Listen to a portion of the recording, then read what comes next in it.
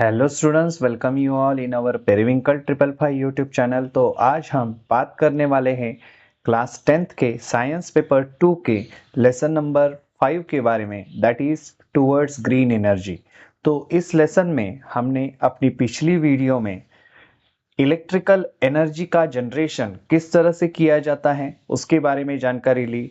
Energy के कौन कौन से फॉर्म हैं, कौन कौन से फॉर्म में जो है एनर्जी जो है वो जनरेट की जाती है अलग अलग तरह से, टरबाइन जो है वो यूज करके, उसके बारे में भी हमने जाना। तो चलिए इस वीडियो में उसके आगे का जो टॉपिक है उसके बारे में डिस्कस करेंगे, that is thermal energy based electric power station. अभी thermal energy based electric power station मतलब क्या? देखिए यहाँ पर वर्ड ही पहले दिया है थर्मल। थर्मल यानी कि क्या? थर्मल यानी कि रिलेटेड टू द हीट। ऐसे पावर स्टेशन मतलब जिसमें क्या है, थर्मल यानी कि हीट जो है, हीट एनर्जी पर बेस्ड है वो इलेक्ट्रिक पावर स्टेशन। तो उसके बारे में हमें जानना है। इसके ऊपर भी आपको बोर्ड में क्वेश्चन पूछा जाता है।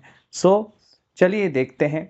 In this the turbine is rotated using steam. इसमें क्या किया जाता है, टर्बाइन जो है वो रोटेट किया जाता है स्टीम की हेल्प से। Water is heated in the boiler. अभी स्टीम की हेल्प से टर्बाइन रोटेट करने के लिए स्टीम की तो रिक्वायरमेंट है। स्टीम कैसे प्रोड्यूस होगी? तो वाटर को क्या किया जाता है, बॉयलर में हीट किया जाता है। And using the thermal energy release during the burning of coal. अभी वो बॉयलर जो है उसको हीट करने के लिए एनर्जी सोर्स चाहिए, तो वहां पर किसका इस्तेमाल किया जाता है? कोल का इस्तेमाल किया जाता है। कोल की हेल्प से, कोल को बर्न करके उसकी एनर्जी से क्या किया जाता है, वो बॉयलर जो है, बॉयलर के अंदर का पानी जो है वो गर्म होता है। Steam of very high temperature and pressure, ये दोनों वर्ड इंपॉर्टेंट है। यहाँ पर उन्होंने क्या कहा है, स्टीम। ऐसी स्टीम बनाई जाती है जिसका टेम्परेचर भी हाई है, प्रेशर भी हाई है, is generated and the energy in the steam drives the turbine. और वैसी स्टीम उस टरबाइन पर छोड़ी जाती है जिससे वो टरबाइन जो है वो क्या होने लगता है, घूमने लगता है। क्योंकि जैसे आपने देखा पिछली टाइम, टरबाइंस को क्या रहते, ब्लेड्स रहते, और ब्लेड्स पर अगर ये high temperature and high pressure वाली अगर स्टीम हम छोड़ेंगे तो वो क्या हो जाएगा, ऑब्वियसली वो टरबाइन जो है वो घूमने लगेगा। Thus the generator collected to the turbine rotates and electrical energy is produce. और उसको जो जनरेटर कनेक्ट किया रहता है वो क्या हो जाता है, टरबाइन को कनेक्टेड जनरेटर जो है टू द टरबाइन वो रोटेट होने लगता है, और वो रोटेट हो जाता है टरबाइन एक बार, तो क्या हो जाएगा, इलेक्ट्रिकल एनर्जी प्रोड्यूस हो जाती है। So in this case the steam is a converted back into the water and water is recirculated to the boiler। अभी यहाँ पर यही बात आपको इम्पॉर्टेंट लिखनी है कि स्टीम जो है, इसमें जितनी भी स्टीम प्रोड्यूस होती है, क्योंकि स्टीम टरबाइन है, ये स्टीम की हेल्प से घूमने वाला टरबाइन है। सो वो अगर जब वो steam high pressure and high temperature वाली टरबाइन के ऊपर से पास हो जाती है, पास होने के बाद वो क्या हो जाती है, उसका टेम्परेचर जो है एंड प्रेशर जो है वो कम हो जाता है ऑब्वियसली। सो वो जो स्टीम है वो फिर से क्या की जाती है, कन्वर्ट की जाती है वाटर में, and water is recirculated in the boiler. और वाटर जो है वो फिर से उस बॉयलर में क्या किया जाता है, रीसर्कुलेट किया जाता है। तो इस तरह से यहाँ पर आपको लिखना है कि बॉयलर में वो रीसर्कुलेशन होता है, फिर से वही वाटर जो है वो गर्म किया जाता है, फिर से वही उससे स्टीम प्रोड्यूस की जाती है, वही स्टीम टरबाइन पर छोड़ी जाती है, टरबाइन घूमता है, जनरेटर घूमता है, इलेक्ट्रिसिटी जनरेट होती है। इस तरह से ये जो साइकिल है, इस तरह से इसमें जो है वो क्या हो जाता है, इलेक्ट्रिकल पावर जो है वो जनरेट की जाती है। अभी उसका फ्लो चार्ट यहाँ पर दिया है। अभी इसमें सबसे इम्पॉर्टेंट जो है फ्यूल का सोर्स हम क्या यूज़ कर रहे हैं, कोल यूज़ कर रहे हैं, फ्यूल कोल। सो बॉयलर, और वो फ्यूल कोल जो है, कोल की हेल्प से हम क्या करेंगे, boiler for the conversion of water to steam, boiler को हीट देंगे। बॉयलर में क्या है, ऑब्वियसली वाटर है। सो बॉयलर का जो वाटर है, boiler for conversion of water into the steam, boiler का वाटर जो है वो क्या किस में कन्वर्ट हो जाएगा, स्टीम में कन्वर्ट हो जाएगा। एक बार उसका स्टीम में कन्वर्जन हो गया तो वो स्टीम जो है, स्टीम की हेल्प से क्या करेंगे हम, स्टीम का टरबाइन जो है वो घुमाया जाएगा। स्टीम टरबाइन अगर घूमता है तो उसके बाद स्टीम टरबाइन को क्या कनेक्टेड है, तो जनरेटर कनेक्टेड है, और जनरेटर अगर जैसे घूमता है तो क्या हो जाएगा, इलेक्ट्रिसिटी जनरेट हो जाएगी। इसके दौरान यहाँ पर एक जो बॉक्स दिया है उसमें ये भी आपको लिखना है, स्टीम टरबाइन जो है जैसे ही ये स्टीम पास हो जाती है, मतलब स्टीम टरबाइन घूमता है, जैसे ये स्टीम जो है, बनाई हुई स्टीम जो है, उसमें से बॉयलर में से स्टीम निकलती है, वो स्टीम जो है वो जैसे ही इस टरबाइन से पास हो जाती है तब वो क्या हो जाएगी, उसका टेम्परेचर प्रेशर दोनों लो हो जाएंगे। तब वो स्टीम जो है फिर से क्या की जाती है, कन्वर्ट की जाती है, steam back converted into the water. उसी स्टीम का कन्वर्जन फिर से किस में किया जाता है, वाटर में किया जाता है, ताकि ये वाटर फिर से यूज़ किया जा सके again second time steam produce करने के लिए। तो इस तरह से ये जो है साइकिल कंप्लीट किया जाता है। टरबाइन घूमते रहता है, टरबाइन घूमते रहता है, इस वजह से जनरेटर घूमता है, जनरेटर घूमता है, इस वजह से इलेक्ट्रिकल एनर्जी प्रोड्यूस होती रहती है। तो इस तरह से एनर्जी जनरेशन जो है यहाँ पर with the help of the thermal energy की जाती है। तो इसको ये जो फ्लो चार्ट है, ऑब्वियसली आपको एग्ज़ाम में फ्लो चार्ट पूछा जाता है।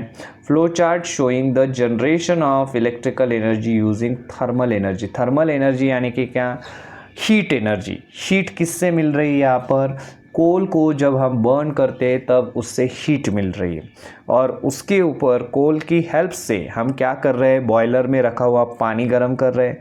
पानी जैसे ही गर्म हो रहा है तो उसमें से हीट जो है वो स्टीम जो है वो निकल रही है, और वो हाई टेम्परेचर हाई प्रेशर वाली वैसे स्टीम जो है हम किस पर से पास कर रहे हैं, टरबाइन से पास कर रहे हैं। सो उसको टरबाइन को नाम देना है आपको।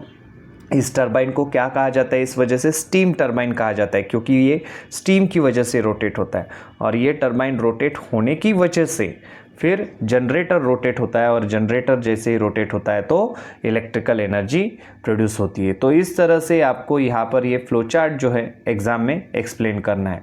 चलिए देखते हैं next. Since the thermal energy is used here to generate the electrical energy, such a power plants are called as a thermal power plants। उन्होंने क्या बताया है यहाँ पर कि इलेक्ट्रिकल एनर्जी जनरेट करने के लिए हमने किसका यूज़ किया है, थर्मल एनर्जी का यूज़ किया है। कोल के माध्यम से हमें थर्मल एनर्जी मिल रही है, मतलब हीट एनर्जी मिल रही है।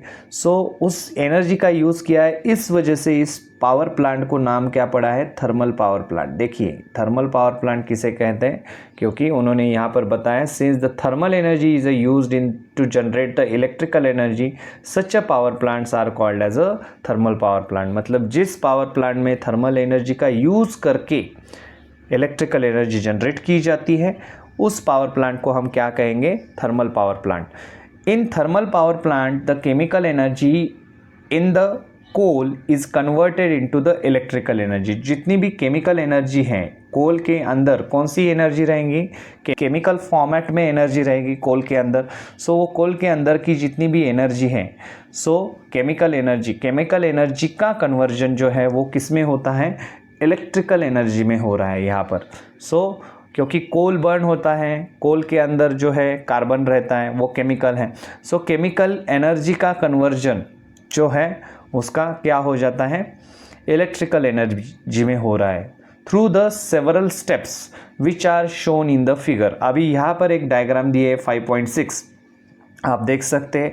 अभी यहाँ पर ये जो डायग्राम है वो पहले वाली डायग्राम से अलग है थोड़ी।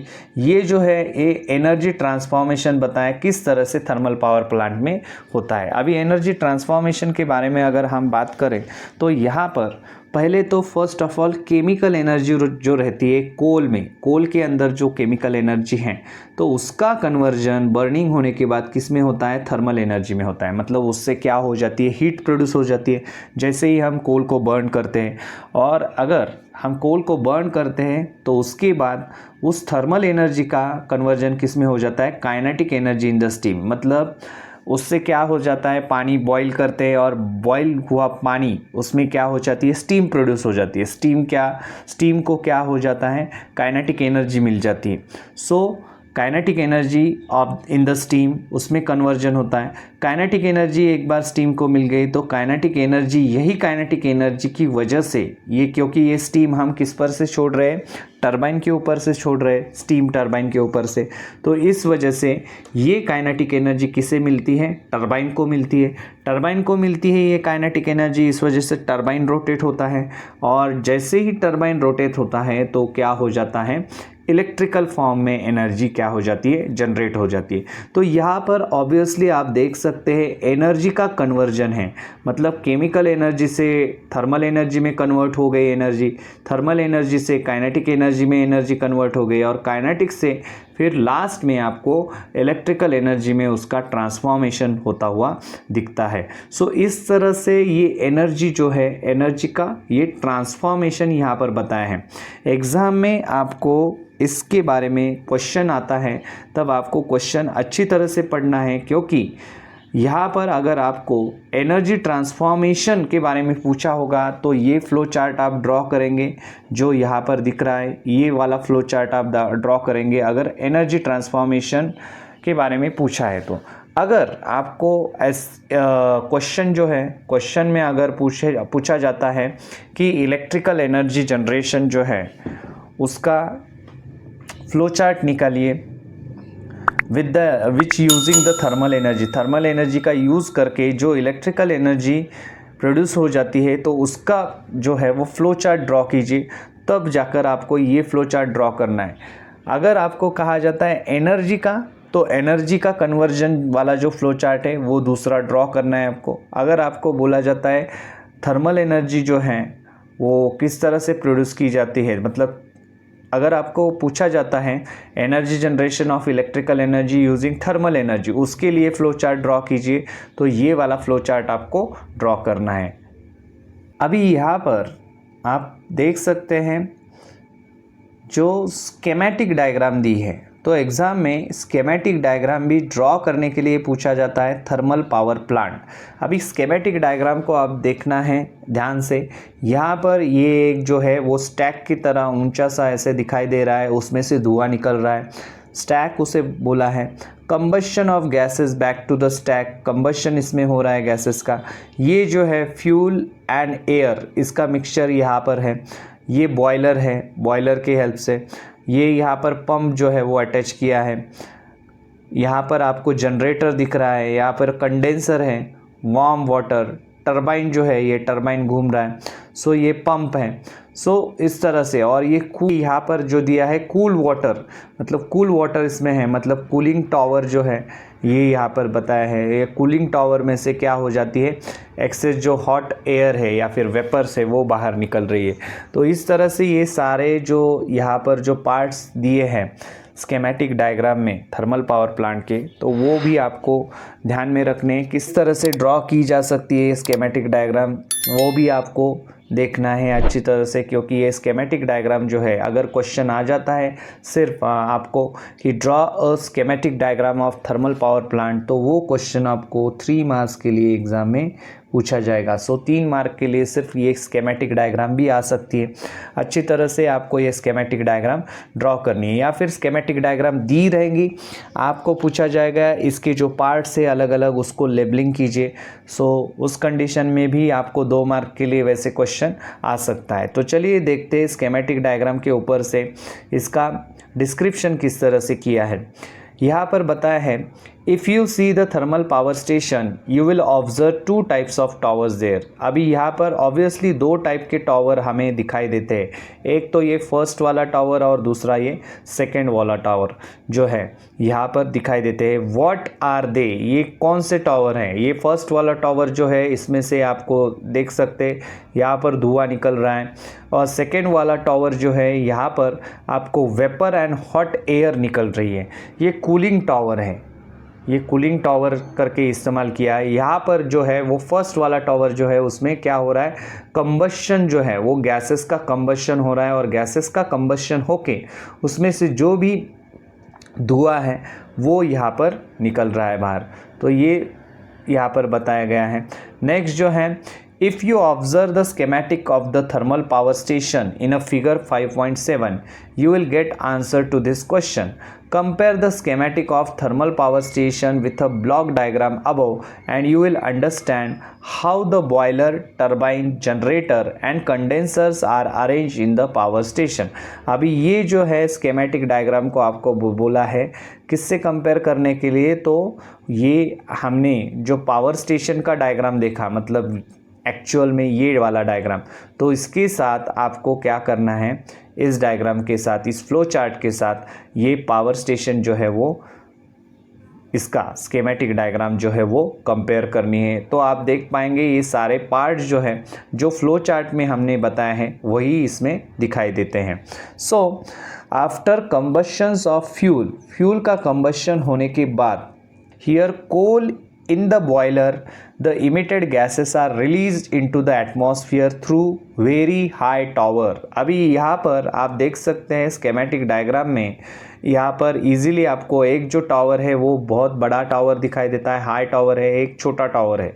सो ये बड़ा वाला टावर जो है इसमें जो गैसेस है कंबशन होने के बाद के जो कोल का कंबशन अब हम करेंगे उसमें, तो कोल का कंबशन होने के बाद जितने भी गैसेस बाहर पड़ते हैं तो वो इस टावर से बाहर पड़ते हैं। तो ये बात आपको यहाँ पर जाननी है।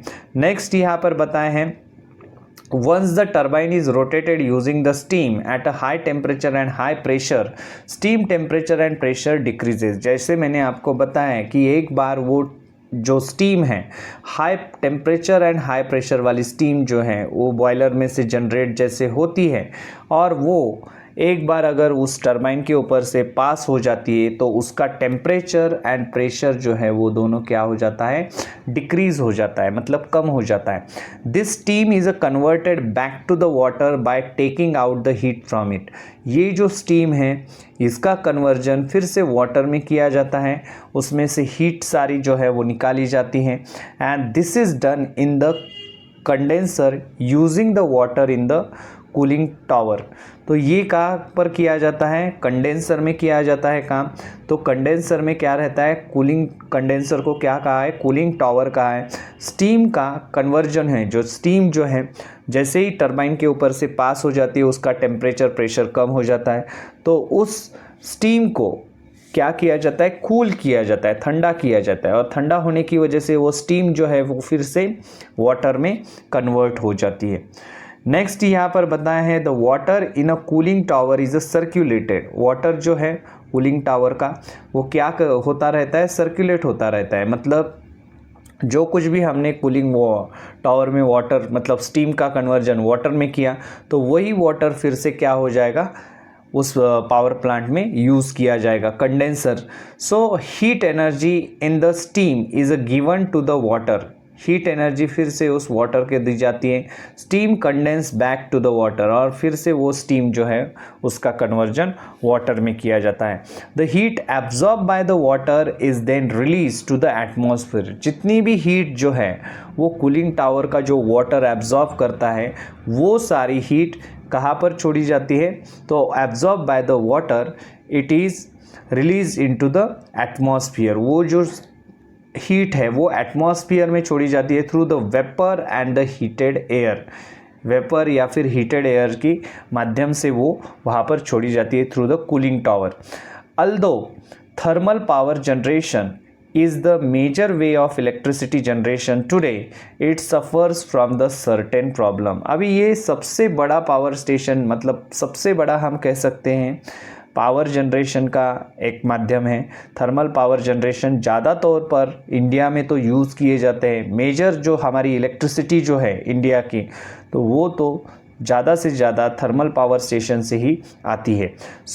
लेकिन इसमें भी कुछ प्रॉब्लम्स हैं जो हमें डिस्कस करने हैं। कौन कौन से प्रॉब्लम्स है, देखिए प्रॉब्लम्स इसमें यहाँ पर, जैसे कि ये प्रॉब्लम्स यहाँ पर बताए हैं। फर्स्ट प्रॉब्लम यहाँ पर बताए हैं, air pollution due to the burning of coal. क्योंकि एनर्जी जनरेट करनी है हमें, तो एनर्जी जनरेट करने के लिए हम कोल का इस्तेमाल कर रहे हैं। कोल का अगर इस्तेमाल कर रहे हैं, कोल को बर्न कर रहे हैं, तो जितने भी हार्मफुल गैसेस जो हैं वो कोल में से बाहर निकल रहे हैं, उसकी वजह से क्या हो रहा है, एयर का पोल्यूशन हो रहा है। Burning of coal result in the emission of gases, coal का बर्न करने की वजह से गैसेस का इमिशन हो रहा है, like carbon dioxide, sulphur dioxide and nitrogen oxide. इन गैसेस के नाम आपको लिखने हैं, carbon dioxide, sulphur dioxide and nitrogen oxide. So ये गैसेस जो है which are harmful to the health, ये सारे गैसेस जो है ये हार्मफुल है। सो नेक्स्ट यहाँ पर सेकेंड पॉइंट बताए हैं, along with emission of gases due to the burning of coal, soot particles are also release into the environment. अभी गैसेस का जैसे ही बर्न होता है वैसे ही सूट पार्टिकल जो हैं, मतलब सूट पार्टिकल यानी कि क्या, जितने जो आपने देखा होगा जो येलोइश फ्लेम रहती है उसके ऊपर अगर कुछ ऐसे प्लेट वगैरह आप पकड़ते हैं तो वो क्या हो जाता है, पूरा ब्लैकिश लेयर जो है वो उस प्लेट पर जमा हो जाता है। तो उसे क्या कहते हैं, सूट कहते हैं, यानी कि कार्बन के ही पार्टिकल्स सारे रहते हैं, वो कार्बन जमा हो जाता है। सो उसे ही हम क्या कहेंगे, सूट कहते हैं। So along with the emissions of the gases due to the burning of coal, soot particle also release.